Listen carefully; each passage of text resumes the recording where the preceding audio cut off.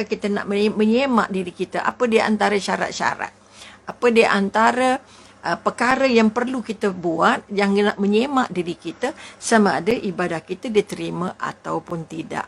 Ada beberapa, mengikut Ibn Qayyim dan juga ulama-ulama yang lain mengatakan bahawa orang yang diterima ibadahnya, diterima amalnya ialah orang yang merasa tamak untuk beribadah. Dia tidak pernah merasa cukup.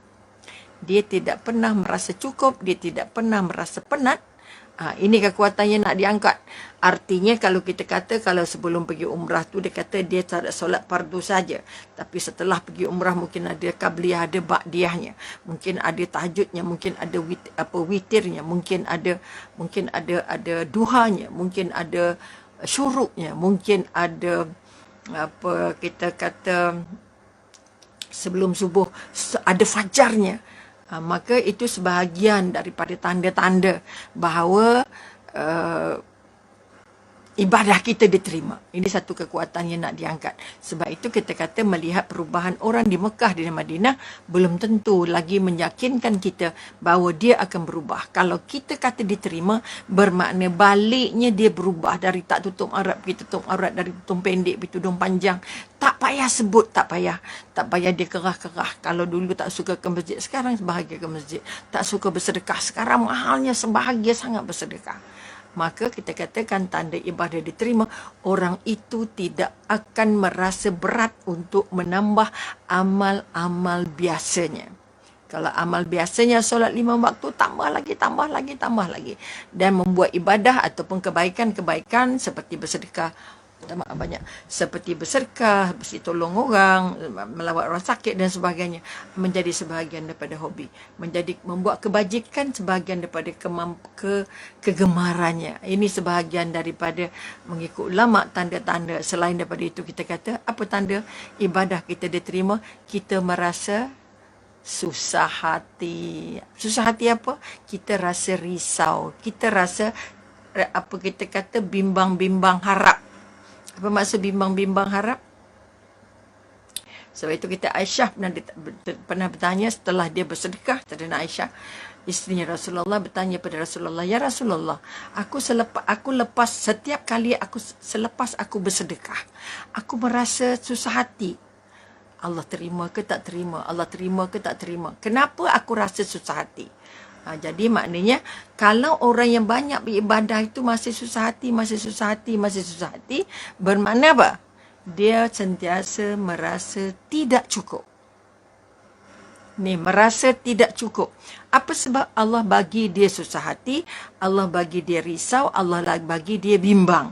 Bila lagi dia buat ibadah, lagi beribadah, lagi buat baik, dia lagi susah hati, lagi bimbang. Bimbang apa? Apa sebab rasa bimbang itu ada? Apa sebab rasa tak cukup itu ada? Apa sebab rasa takut itu ada? Kerana orang-orang yang menambah ibadahnya. Menambah ibadah. Contohnya Ramadan. Siapa nak Ramadannya nanti diterima Allah? Kita tengok apa tandanya. Kalau kita kata para sahabat rindu Ramadan 6 bulan sebelum dan rindu selepas 6 bulan perginya Ramadan, kita rindu Ramadannya berapa hari? Okay? Apa kesan yang ditinggalkan oleh Ramadan dalam diri kita? Maka mari kita sama-sama menyemak apa di antara kriteria ataupun satu daripada sebab-sebab kita kata mengapa agaknya kita susah mungkin nak memaafkan, mengapa kita rasa tak selesa untuk bertemu Allah dan sebagainya. Maka yang kita nak bincang hari ini ialah nikmatnya memberi maaf, memberi kemaafan. Okey, tadi kita kata orang yang banyak ibadahnya rasa bimbang dengan Allah, bimbang takut ibadahnya tidak diterima. Sebagaimana Nabi bimbang, sebab itu doa Nabi, "Ya Allah, ya Tuhanku, kurniakan aku rezeki yang berkah, kurniakan aku ilmu yang bermanfaat, rezeki yang berkah dan amal yang diterima." Begitu juga doa Nabi Ibrahim, "Ya Allah, ya Tuhan kami, terimalah amal kami." Terima, ini penting sangat nak diingat. Orang yang diterima amalnya pasti akan berubah. Orang yang di bulan Ramadan diterima amalnya ialah mereka-mereka yang rasa nak puasa, mengikuti Ramadan ini dengan puasa-puasa sunat. mengikuti Ramadan ini dengan puasa sunat, dengan penuh rasa ikhlas, tidak riak, tidak ujub. Tak payah cerita ke orang. Mi juga dah pesankan, orang yang baik ibadahnya tidak akan cerita apa ibadah yang dia buat. Sebab itu kalau sedekah saja tangan kanan bagi, tangan kiri tak tahu. Itu di antara apa kita kata ungkapan nak membagi kita ingat. Sebab itu kita kata orang yang banyak beribadah tak boleh cerita ibadahnya. Okay? Tak boleh cerita ibadahnya sebagaimana dia tak hendak cerita keburukannya. Sebagaimana dia tak hendak cerita keburukannya. Dia tak hendak tahu orang tahu. Dia tak hendak tahu orang tahu keburukannya. Dia juga harus tidak mahu tahu apa ibadah yang dia buat. Ini kekuatan. Jangan cerita-cerita. Jangan WhatsApp-WhatsApp. Okay? Jangan nak masuk Facebook. Saya dah puasa putih, puasa sunat, puasa segala. Itu kalau kita kata orang yang rindu dengan Ramadan, dia akan mengulang balik apa yang dibuat di masa Ramadan. Bermakna dia akan sangat gembira ataupun sangat ringan jasad dan hatinya untuk melakukan puasa sunat. Ini dia antara contoh kalau di bulan Ramadan dia bersedekah, maka tabiat atau perangai kelakuan suka bersedekah itu berterusan hingga di luar Ramadan. Ini kekuatan. Hari ini kita kata ada ini kekuatan-kekuatan yang kita nak angkat. Kenapa hari ini tajuknya apa? Nikmat memaafkan, memberi maaf. Okey. Kita dah jumpa Syakban, umi ulang juga mungkin ada. Jangan jemu mengulang supaya dia lekat terus dalam minda sampai mati, tak lagi lupa-lupa. Maknanya kita kata Allah itu sangat pemaaf, ya afu, ya ghafar, ya Allah. Maknanya bila kata ya Allah yang maha pengampun, maha penerima taubat, ya Allah, ya afu, ya ghafar, ya tawab, ya kudus, misalnya maha suci. Maknanya kita kata tiga ciri Allah yang maha pemaafnya, maka kita yang jadi hamba Allah, kalau ingin jadi hamba Allah yang benar-benar diterima amalnya, mestilah menjadi orang yang paling mudah memberi maaf. Sebab itu kita jumpa bulan Ramadan, Allah kata apa? Aku ampun semua dosa orang, semua dosa hamba-Ku yang taat kepadaku dan beribadah. Merasa bahagia berjumpa bulan Syakban dan menunggu-nunggu datangnya Ramadan. Sebab itu kita ada nisfu Syakban, ada yang kata baca Yasin banyak kali. Bacalah ayat apa pun sebenarnya. Tidak disyaratkan mesti ke Yasin. Dah, ayat apa, surah apa pun. Niatnya nak dapat ampunan. Sebab itu Allah kata apa? Aku ampun dosa semua kecuali yang dendam, yang tak memaafkan, yang katanya yang tidak berbaik-baik. Sebab itu sekali hari ini kita nak bincang sikit je tajuk itu. Okay?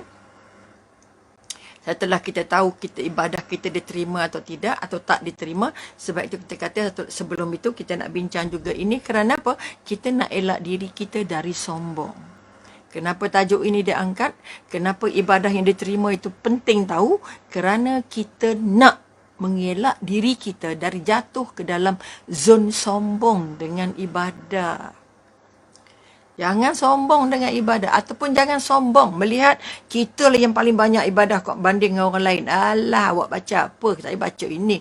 Awak jumpa tok guru apa? Saya jumpa tok guru ini. Saya pergi masjid sana. Saya pergi masjid sini. Jangan main-main. Jangan usik orang dengan bercara begitu. Maka orang yang sombong bermakna ibadahnya tidak diterima. Siapa yang sombong dengan ibadahnya? Tak kira ibadah wajib, ibadah sunat, ibadah untuk kebajikan, ibadah untuk amal jariah. Semua. Saya dah bagi semua anak yatim yang ada di sini-sini. Saya dah hadiahkan beras berapa kg untuk ni. Tak payah sebut. Maka kalau sebut bermakna kita bimbang. Pertama jumpanya ujub, jumpanya riak, jumpanya sombong. Sebab itu kalau boleh bagi. Tak boleh bagi, diam. Tak payah cakap kenapa awak tak bagi, kenapa awak tak derma. Saya derma, awak kenapa tak nak derma. Jangan tanya orang kenapa tak nak derma, kenapa tak nak ibadah, kenapa tak nak menolong, kenapa tak nak melawat orang sakit dan sebagainya. Okey. Maka kita kata orang yang diterima ibadah sangat bimbang dengan ibadahnya, sama ada ibadahnya diterima ataupun tidak. Maka dia tak sempat nak fikir hal orang. Dia tak sempat nak tengok ibadah orang. Dia tak sempat nak sukat orang tu buat apa, dia buat apa. Ini sebahagiannya. Ini tanda-tanda. Maka untuk dapat semua yang kita bincang tadi, okay? Nak jadi baik, nak jadi ikhlas, nak jadi orang yang merasa sangat dekat dengan Allah, nak merasakan bahawa ibadah kita diterima Allah, atau kita nak merasa bahawa kenapa bila aku lebih banyak ibadat, aku masih lebih banyak bimbang, lebih banyak ragu, bukan ragu-ragu, bimbang, susah hati. Bukan susah hati kerana ibadah itu saja, tapi yang penting susah hati kerana bimbang sama ada ibadah kita diterima atau tidak. Kita tak boleh buruk sangka dengan Allah. Alah, ibadah dia tu mana terima di Allah? Oh, jangan. Dulu dia tu begini, mana ibadahnya? Jangan. Itu namanya buruk sangka. Jangan nilai orang. Kita tidak pernah diberi lesen untuk menilai orang. Orang ni warak ke tak warak. Orang ni calon syurga ke bukan. Orang ni Allah. Jangan. Kamu ustaz ke, kamu pakcik ke, kamu nazir ke, kamu apa ke. Kita tidak berhak nilai orang. Kita tak berhak. Tak ada lesen Allah bagi untuk nilai orang. Tapi Allah kata apa? Nilai diri sendiri.